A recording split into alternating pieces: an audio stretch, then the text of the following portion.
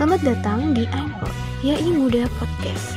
Semoga semua perbincangan kita dapat menginspirasi teman-teman semua. Let's enjoy our talking about. Hai guys, balik lagi di Impot, YAI Muda Podcast. Sharing kuy. Oke, jadi di video-video sebelumnya kita udah bahas seputaran mengenai beasiswa BI dan juga beasiswa Jarum bersama dengan Mbak El dan juga Mbak Zara. Oke, di part kali ini kita bakalan membahas sedikit kegiatan mereka selama menjadi keluarga di bagian dari penerima beasiswa tersebut. Setelah itu kita bakalan ada games.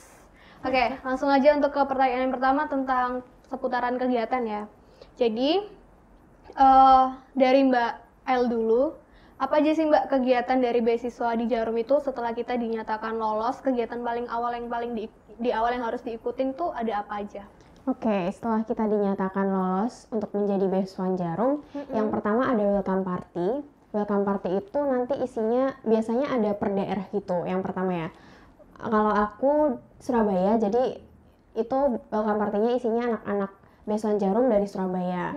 Karena kita waktu itu pandemi, jadi untuk welcome party-nya juga online lewat Zoom. Kebetulan yang batch ini juga lewat Zoom juga. Terus setelah itu baru ada aktivitas-aktivitas lain yang tadi aku udah jelasin di podcast sebelumnya ya. Kayak ada national building, kayak gitu-gitu. Tapi yang waktu itu karena kita kendala pandemi, harusnya kan kalau terkait nation building, karakter building, terus juga international exposure dan sebagainya itu diadakan benar-benar langsung. Biasanya kayak setiap tahun itu beda daerah, bisa di Jogja, tahun ini di Jogja, bisa juga tahun selanjutnya di Surabaya kayak gitu. Nah karena online jadi keterbatasan, kita nggak bisa kemana-mana nih, jadi acaranya itu online. Tapi walaupun kayak gitu, contohnya kemarin ya aku itu ada leadership development, itu kita lewat Zoom gitu, cuman emang bener-bener maksimal banget karena itu bener-bener dari expertnya. Kayak misal nih, kita bahas masalah jadi seorang pemimpin itu kayak mana sih gitu. Apa motivasi untuk jadi seorang pemimpin kayak gitu-gitu kan. Nah itu motivatornya juga didatengin dari motivator yang bener-bener dia udah expert gitu. Kayak gitu. Keren sih, banyak juga ya berarti kegiatannya selama ngikutin beasiswa itu. Oke, kalau dari Mbak Zara sendiri, kegiatan paling awal diikutin setelah dinyatakan lolos ada apa aja? Mungkin kurang lebih sama kayak El sih. Yang pertama tuh setelah dinyatakan lolos itu kita per komisariat itu ngadain welcome party. Terus setelah welcome party per komisariat akan ada welcome party sekorkom. Jadi sekorkom itu kita bisa ketemu, tapi secara online, ketemu sama komisariat lain, maksudnya komisariat ini kampus-kampus lain. Nah, setelah ada welcome party komisariat itu akan ada pengukuhan langsung yang diadakan oleh BI. Nah, kebetulan juga karena kan tahun lalu dan tahun ini kan Indonesia kan kena pandemi, jadinya semuanya dilakukan secara online seperti itu. Lalu untuk kegiatan-kegiatannya mungkin hampir sama kayak El. Di awal setelah pengukuhan itu ada FESYAR, itu Festival Ekonomi Syariah, itu gunanya untuk mengembangkan UMKM syariah. Jadi waktu itu dilaksanakan secara hybrid sih. Kalau yang tahun ini itu 50-50 di hybrid online sama offline. Kalau yang online itu lebih mengarah ke seminar membahas ke perekonomian syariah. Lalu kalau yang ke offline tuh kemarin FESYAR itu diadakan di TP1. Itu kita gunanya membantu UMKM syariah untuk memasarkan produknya. Jadi supaya tiap orang tuh tahu kalau UMKM syariah itu ada di festival syariah itu gitu. Terus setelah ada FESYAR kemarin juga ada seperti leadership practice. Nah, itu juga dilaksanakan secara hybrid. Jadi setiap komisariat itu ada perwakilan 2 orang sama BPH itu mengikuti kegiatan tersebut secara offline. Kegiatan yang offline itu diadakan di hotel, cuman aku agak lupa hotelnya nama hotel apa. Lalu yang lainnya itu mengikutinya secara online. Nah, di setiap acara-acara gitu juga itu ada souvenir juga sih. Jadi setiap ada pengukuhan kita dikasih souvenir. Setiap ada acara BI gitu kita selalu dikasih souvenir. Biasanya kayak berupa e-money atau souvenir wallet seperti itu. Menarik sekali ya. Oke, kalau misalnya kalian kan tadi udah cerita-cerita sedikit nih, berarti itu di beasiswa ya kalian tuh ada komunitasnya nggak sih? Komunitas penerimanya? Ada. Itu apa namanya? Komunitasnya? Kalau aku beasiswa Jarum sih namanya. Kalau misalnya di BI ada nama lainnya? Iya, komunitasnya GENBI namanya, Generasi Baru Indonesia. Itu biasanya kalian pernah nggak kayak ngapain aja sih komunitas menerima beasiswa itu, udah ngelakuin kegiatan apa gitu? Atau menyelenggarain apa gitu? Ada sesuatu yang dikerjain atau gimana? Atau cuman sebagai penerima terus kalian kayak mengikutin serangkaian acara dari perusahaan terkait pemberi beasiswa atau gimana? Siapa dulu nih? Dari Mbak L dulu. Kalau Beasiswa Jarum sendiri sih untuk sementara ini karena keterbatasan pandemi, jadi belum ada kegiatan lain. Jadi masih sebatas Kayak mengikuti gitu. Ngikutin setiap serangkaian acara yang bener. ada. Paling juga mungkin untuk internal ya sementara ini, acara-acara internal untuk mungkin kayak bukan sounding, kayak mempererat antar Beasiswa Jarum se-Surabaya. Terus juga biasanya dari nasional juga ada kayak Zoom bareng-bareng gitu. Masih sebatas itu sih karena pandemi ini. Kalau dari Genbi sendiri? Kalau dari Genbi sendiri acaranya tuh juga ada yang dari komisariat sama ada Korkom ya, koordinator komisariat. Kalau dari komisariat sendiri itu kayak ya biasa sama kayak ada kepengurusan BPH sama divisi-divisinya. Nah itu divisi-divisinya udah mulai menjalankan proker. Iya, jadi prokernya tuh bisa kalau di tahun ini udah ada yang bisa dijaga secara offline. Iya. Terus kalau eventnya Korkom, koordinator komisariat itu rencananya masih akan dilaksanakan di bulan November ini, tapi di minggu depan, kalau nggak minggu ketiga, itu BI Smart Challenge. Jadi BI Smart Challenge ini kayak lomba cerdas cermat yang diperuntukkan untuk siswa-siswi SMA se-Jawa Timur. Itu yang nyelenggarain dari komunitas itu? Iya. Itu berarti termasuk kontribusinya kalian nggak sih? Iya, itu dihitung sebagai kontribusi. Oke. Next pertanyaannya. Nah, beasiswa Jarum ini sendiri tuh diperuntukkan untuk D3 bisa nggak sih, Kak? Oh, nggak bisa. Jadi persyaratan yang udah tertera sama dari Jarumnya itu, yang pertama adalah mahasiswa S1 atau D4 yang berada di semester 4. Jadi D3 belum bisa daftar. Minimal D4 atau enggak S1. Ya, teman-teman yang D3, mohon maaf sekali. Kalian tidak bisa mendaftar. Ada pasti ada cara lain kok. Iya, pasti ada beasiswa yang lain ya. Nggak harus Jarum. Kalau untuk BI sendiri nih, Kak? Kalau untuk BI sendiri itu tergantung universitasnya sih. Jadi universitas yang bisa mendaftar beasiswa Bank Indonesia yang ada di Jawa Timur itu setahu ada 8 universitas, yaitu ya Korkom Suramadu itu tadi. Yang pertama itu ada UNER, terus ITS, terus UPN Veteran Jawa Timur, UIN Sunan Ampel, Universitas Negeri Surabaya, terus PENS Politeknik Elektronika Negeri Surabaya. Ini negeri-negeri semua ya? Iya. Terus kalau yang di Madura itu ada 2, itu ada Universitas Trunojoyo Madura sama IAIN Madura. Nah untuk yang D3 itu kita bisanya cuma kalau sepengetahuanku ada yang di UNER sama yang di PENS itu bisa di D3. Berarti masih bisa ya? Iya. Dan itu harus dilihat dulu univnya nih? Iya, ya di Jawa Timur hanya 8 itu aja yang bisa daftar. Oh gitu? Iya, setauku. Terus juga selain itu juga ada perbedaan juga sih. Antara beasiswanya itu ada perbedaan juga. Yang pertama itu unggulan sama reguler. Nah, di sini perbedaannya itu terletak yang seperti di podcast tadi. Yang pertama itu kan ada seleksi berkas ya. Nah, kalau yang di beasiswa unggulan itu kita harus menampilkan sertifikat TOEFL dengan minimal skor yang ditentukan oleh BI. Berapa tuh skornya kalau boleh tahu? Sepengetahuanku itu sekitar 550. Lumayan sih. Nah, itu perbedaannya pertama. Terus perbedaan yang kedua itu juga ada di nominalnya. Kalau nominal apa nih? Nominal beasiswanya. Oh, yang kita dapetin freshman iya. ya. Kalau misal beasiswa unggulan itu dapatnya sekitar 1,5 per bulan. Tapi kalau beasiswa yang reguler itu dapatnya 1 juta per bulan. Oke. Perbedaannya di situ ya? Iya, perbedaannya di situ. Untuk tesnya aku kurang tahu sih. Kalau yang pakai yang unggulan itu seperti apa, aku kurang tahu. Soalnya akan di kampus aku cuma ada di reguler. Untuk yang unggulan itu hanya bisa diikuti oleh UNER sama ITS saja kalau di Jawa Timur. Oke, siap. Oke, kalau kita udah ngomongin beasiswa ini, kira-kira nih kakak ini dapat info beasiswanya tuh dari mana sih kalau boleh tahu nih? Coba dulu. Iya, dari KL. Oke. Aku dapat infonya yang pertama sih pasti dari kakak tingkat yang udah dapet ya.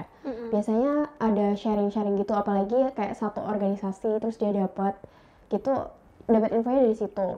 Nah, kalau informasi yang lebih detail biasanya waktu aku mulai tertarik untuk daftar Jarum ini, aku buka Instagram akunnya Jarum karena dia benar-benar aktif gitu ngasih informasi kita gimana cara daftarnya, terus syaratnya apa aja, terus habis itu juga ada semacam tips and trick mulai dari administrasi, terus juga ada tes tulis dan interview, itu dijelasin semua di situ kayak Di gitu. IG-nya, di akun Instagramnya. Oh berarti info pertama itu dapatnya dari teman-teman terdekat ya. Iya. Terus kemudian kakak mulai nge-stalk Iya IG-nya. benar.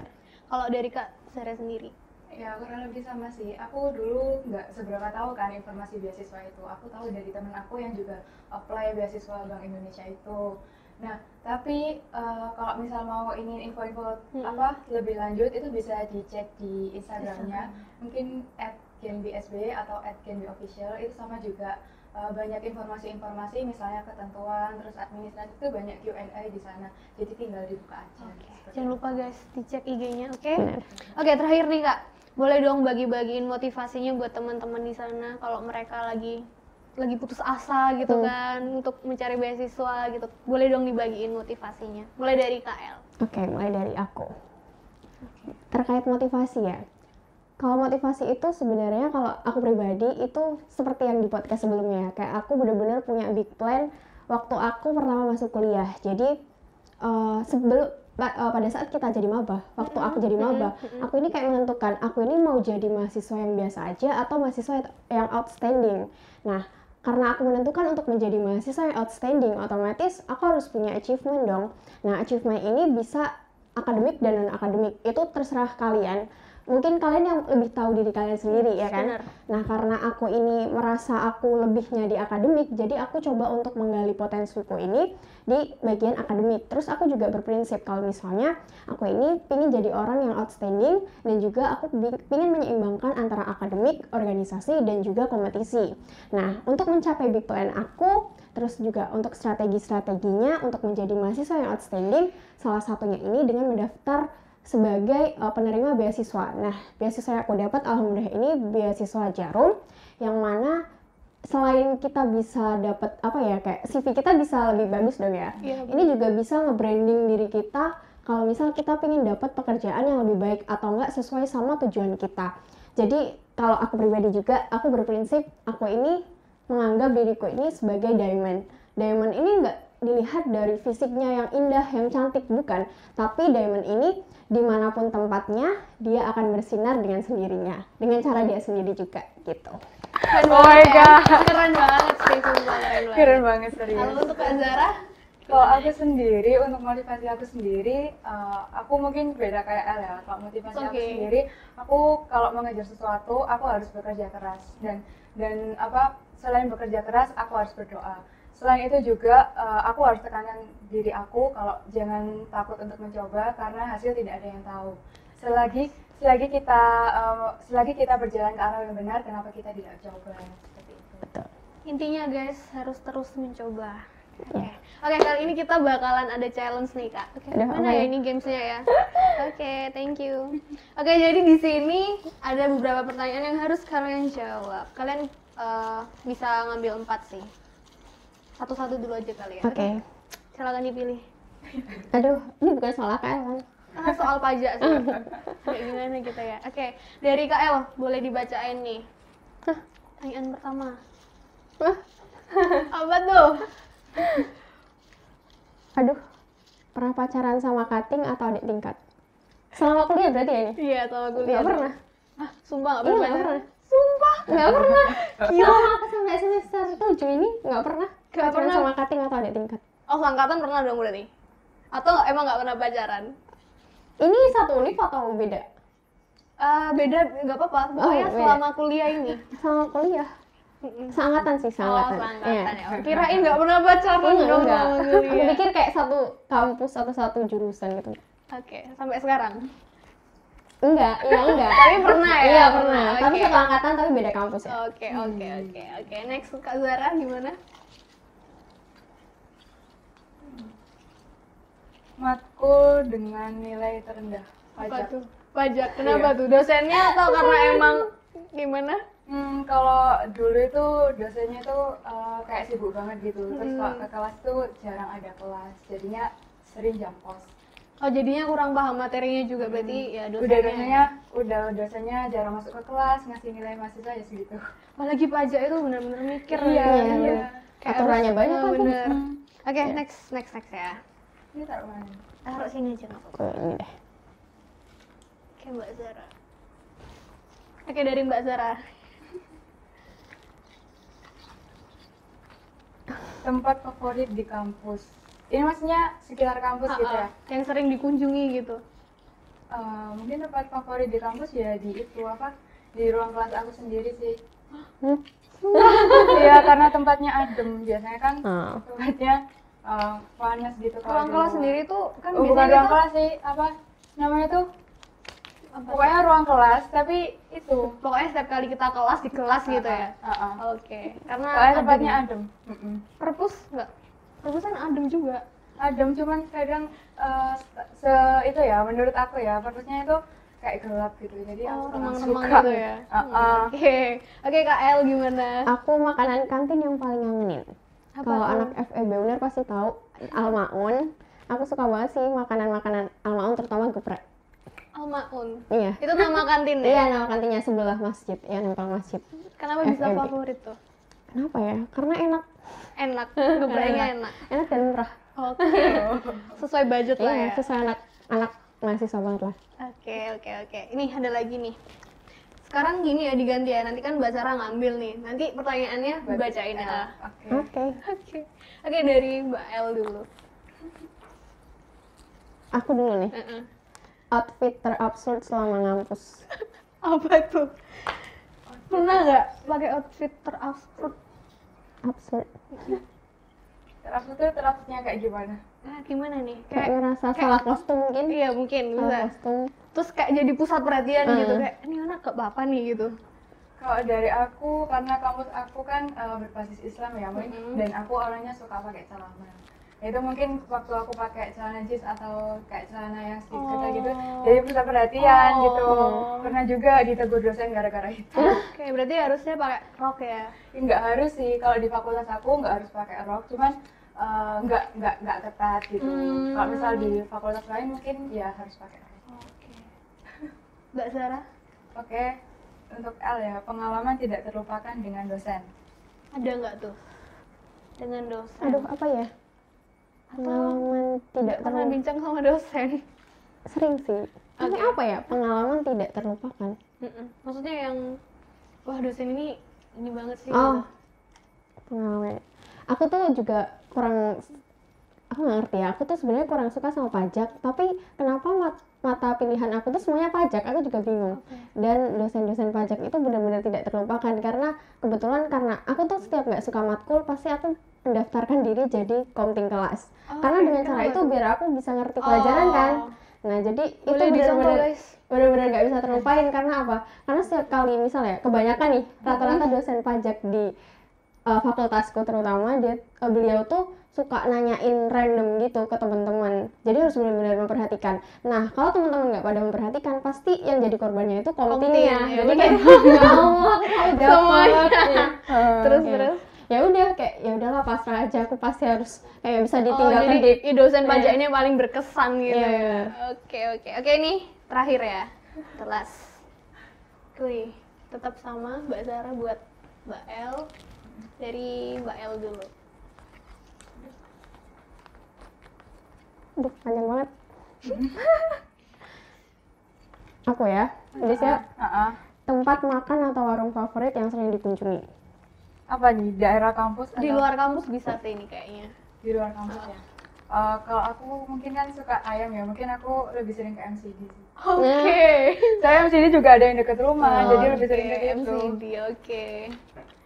Oke. Iya sih lebih enak sih. Iya. MCD, ayam MCD. Terus nggak Ini seberapa boleh mahal nyebutin sih. merek di kita ya? Oh iya ya. Loh, ya Oh, Allah. Oke.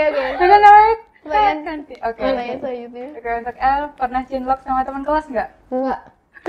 Anti. Karena Kenapa? takutnya kalau misal kita punya, oke, kalau misal kita lagi kasmaran gitu asik ya. Iya, kita kan? belajar bareng. Bersemangat kan Iya, gitu, bersemangat. jadi. Gimana kalau kita punya problem? Pasti nggak enak banget tuh. Jadi Kayak diem-dieman. Oke, iya sih. Kita juga kayak Canggung. canggung gitu. Jadi enggak deh, menghindari itu. Kayak menghindari. Tapi ada kan kayak teman sekelas tuh Iya, kayak yang bikin gitu. Ini sih kebetulan ya kalau FEB UNER itu jarang banget kita bakal sekelas bareng terus. Jadi kayak ada ngambil matkul kan, jadi pasti pisah, nggak semuanya itu kita Tapi kan sekelas kalau di bareng. awal-awal enggak Cuman 1 semester doang, habis Oh. itu langsung milih sendiri, jadi kayak jarang sih. jarang sekelas ya berarti ya. Seangkatan itu tadi ya, tapi beda kampus sih. Iya. Udah lah ya. Oke guys. Oke, sekian sih. Kayaknya udah itu aja sih terakhir tadi kan udah. Oke guys, gak kerasa kita udah di akhir pertemuan kita di podcast kali ini. Dan tentunya teman-teman jangan lupa untuk tetap stay tune di Impot atau YouTube Anggota Muda IAI Muda Wilayah Jawa Timur. Tentunya nanti kita akan memberikan info dan pengetahuan tentang seputar akuntansi juga buat teman-teman. Terima kasih untuk Mbak El dan juga Mbak Zara yang sudah membagi dan men-sharingkan pengalaman kalian sebagai penerima anggota beasiswa dari Jarum maupun dari BI. Oke guys, jangan lupa untuk subscribe, like, and comment di YouTube kita. Bye-bye, see you. Bye. Anggota Muda IAI Wilayah Jawa Timur. Muda, berani, berintegritas.